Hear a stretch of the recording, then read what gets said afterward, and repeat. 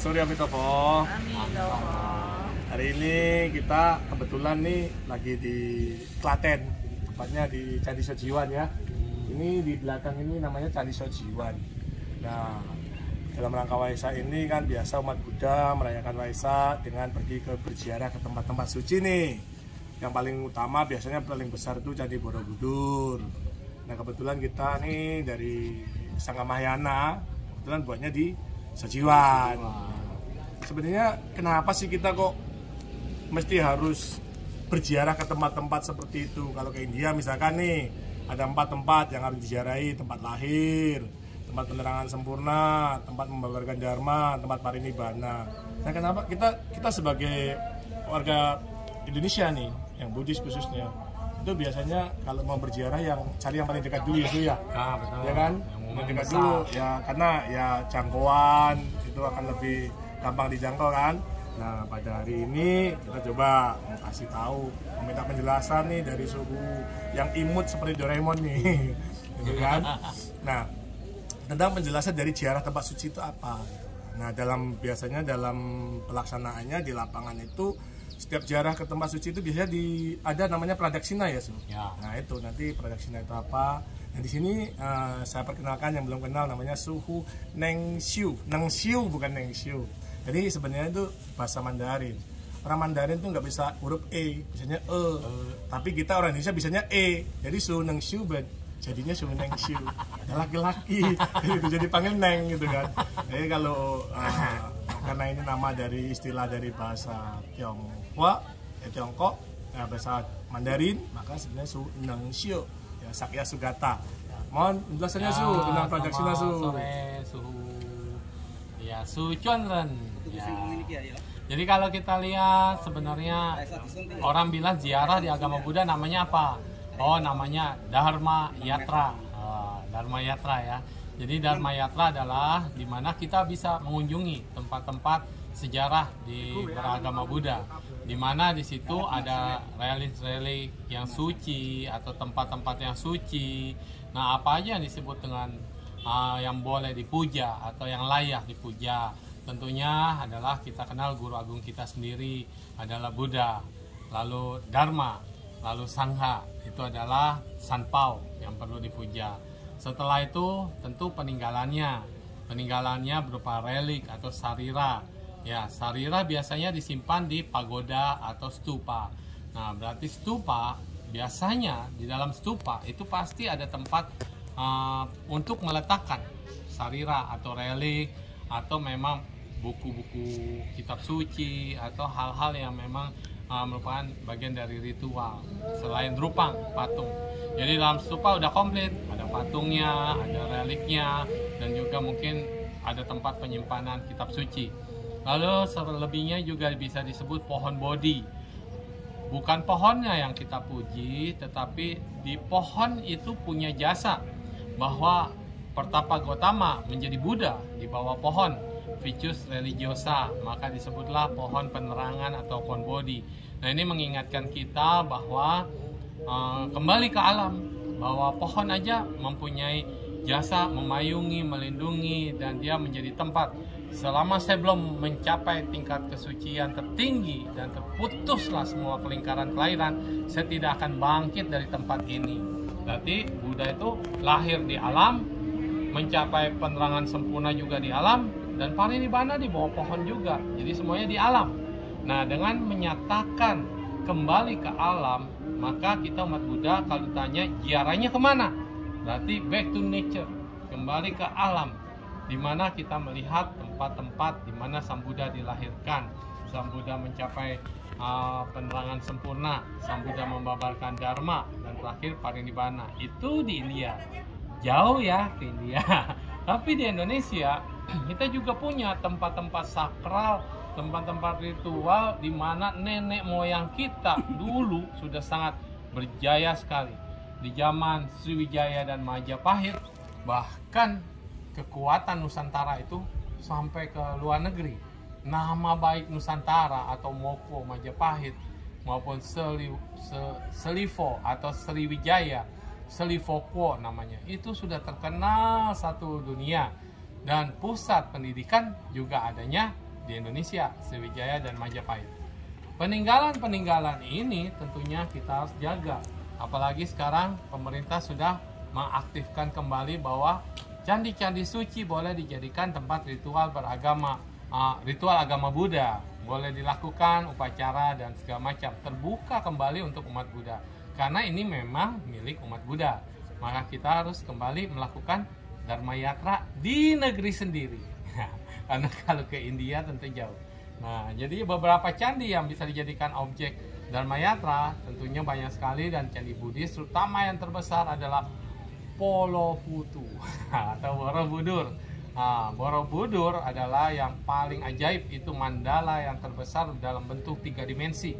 Mandala, kalau biasa umat Tibetan mandala berupa pasir atau lukisan, tapi ini mandala 3 dimensi yang dibangun, dan ini dibangunnya melebihi daripada kepandaian orang cuma bikin piramid, karena Borobudur luar biasa, karya seninya paling tinggi.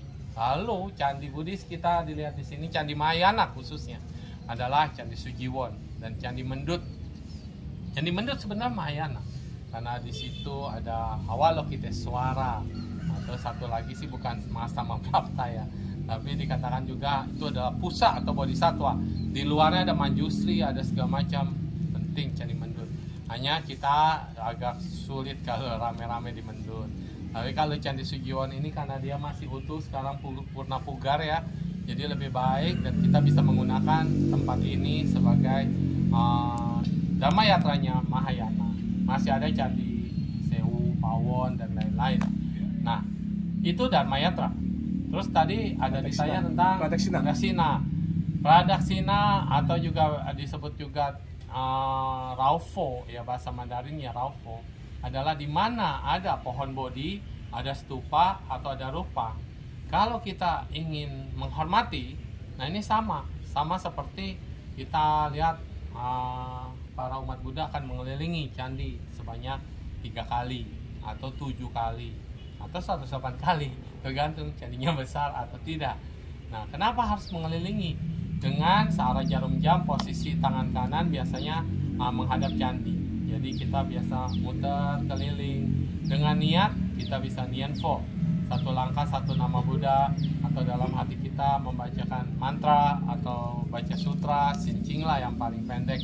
Nah, mengelilingi candi dengan harapan bukan kita cuma muter-muter aja, tetapi selama kita mengelilingi candi, ini badan saya. Candi adalah fisik, tapi ini adalah energi kehidupan di mana orang suci atau tempat peninggalan orang suci berada, termasuk pohon bodhi. Nah, kita menghormati dengan sepenuh hati. Jadi kita tadi kembali kalam menghormati dengan mengelilingi sebanyak 3 kali. Terus ada lagi yang namanya Sanpu Ipai, 3 langkah namaskara. Ya, itu bahasa Sanskritnya, lupa saya. Nah, 3 langkah namaskara. Jadi kalau kita lihat di Tibetan Buddhism, orang tujuan tertingginya adalah Potalakum.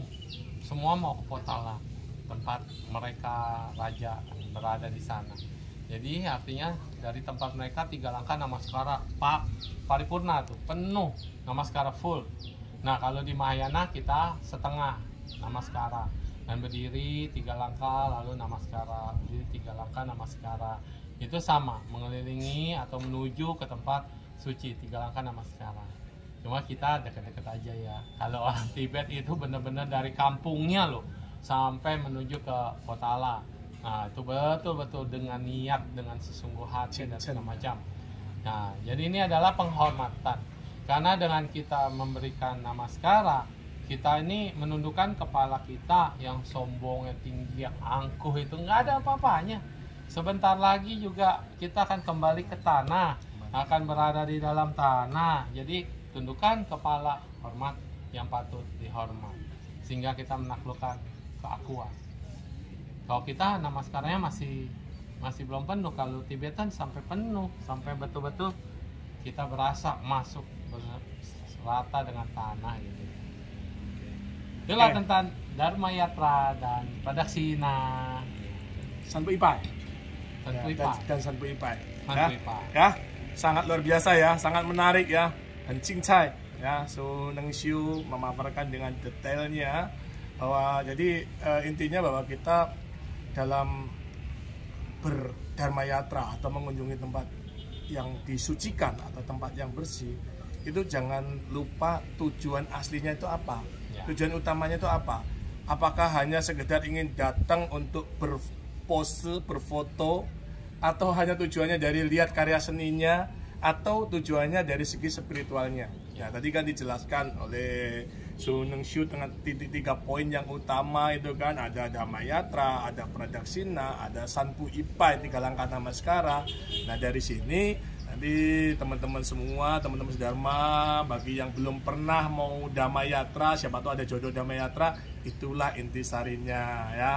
Jadi kalau yang sudah pernah tadinya cuma lihat-lihat seninya, karya seninya atau keindahan fisiknya, nanti yang akan datang bisa tanamkan bahwa tujuan utama kita berdhamma yatra adalah untuk mengagumi, menghormati jasa dan keberhasilan dari para sesepuh Dharma dalam mengembangkan Buddha Dharma ini ya. Demikian bincang-bincang santai sore ini, semoga dapat berguna buat teman-teman semua. Terima kasih. Ada tambahannya, Suhu. Ada tambahannya. Sebenarnya tadi yang paling penting dari percakapan kita itu apa sih?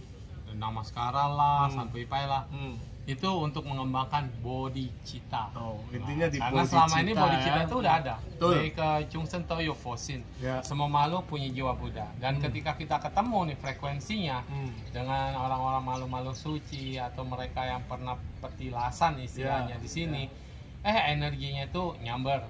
Ketika nyamber dan kita betul-betul bangkit, kadang-kadang ada yang ngerasa sampai merinding, terharu, ada yang nangis.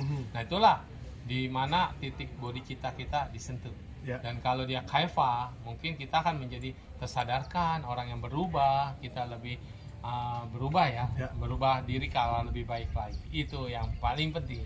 Ya, kan? Sudah tahu kan? Bahwa setiap makhluk punya bodhicitta yang tertutup oleh debu nih. Salah satu kita datang tempat sini ini, salah satu poles dia biar berkilau. Walaupun udah berkilau besok kotor lagi, ya biasa. Tapi harus dipoles lagi biar berkilau lagi, ya. Oke, ya semoga bermanfaat semua. Selamat sore, Amitabha.